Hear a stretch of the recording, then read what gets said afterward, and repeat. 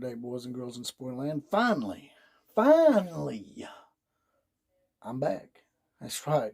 Just got through moving from Tuscaloosa to San Antonio, Texas. Got settled in, got a little bit closer down here to my podcast partner, Jonathan Lewis, as we try to get this C2C network, hashtag C2C network off the ground. That stands for Coast to Coast College Football. It's a Facebook page. Check that out. And I'm still the outlaw of college football, even without my cowboy hat. And this is and always will be, even in San Antonio, Texas. Hell, it could be Fairbanks, Alaska, or freaking Kathmandu, Nepal. It's still going to be the home of the Common Joe and Common Sally in the know, even more so than all those media talking heads. Now, let's get right to it. I want to jump in here real quick, get back in the saddle again, because I got something to address with my own head coach, Nick Saban. As you know, a couple years back, he threw himself into the political fray with the whole BLM march that he did no education on, because if he had, he would have found out that the BLM shouldn't even have been at that march. It should have just been about marching for equal rights for everybody, which I believe in, but not allowing a racist and Marxist organization to interject themselves in your march. But like I said, he didn't do his research on that, and he did it bluntly. He did it as a recruiting ploy, I'll be honest with you. And now he's throwing himself into the political arena once again, in a situation that really makes him, in my estimation, look rather unintelligent in the subject that he's thrown himself into. And this is a guy that's supposed to be really smart. He's supposed to be one of the greatest coaches of all time, right? Got all these great speeches that he does with all these great words, and especially the word relative. He'll use that about 17,000 times in his speeches. And he wants to get Senator Manchin in West Virginia to adhere to a petition that him and some other famous, I guess, liberals have decided to push for, and that's the Fair Rights Voting Act or something like that. But anyway, it's not nothing fair about it.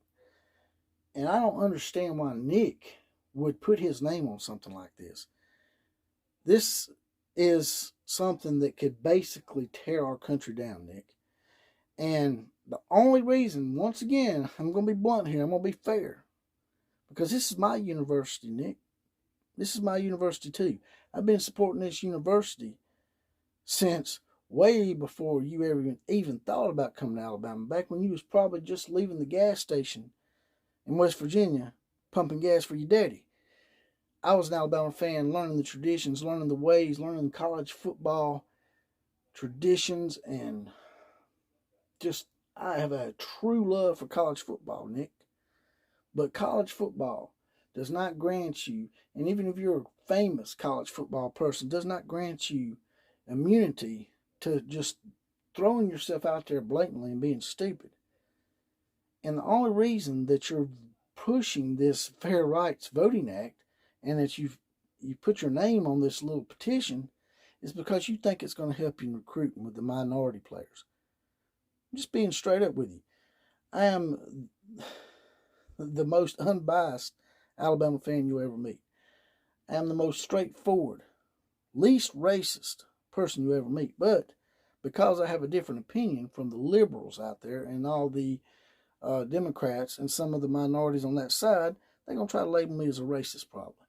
But check this out, Nick. This voting act that you're trying to push, it makes it to where illegal aliens can vote. Number one.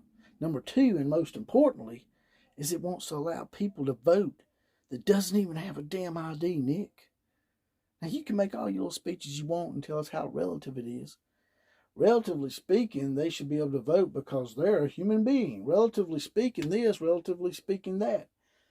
Well, Nick, if you don't have a damn ID, that means that you can corrupt the election process, which in turn hurts our country, which means that is more important than any angle that you're trying for as far as maybe it helping you in recruiting.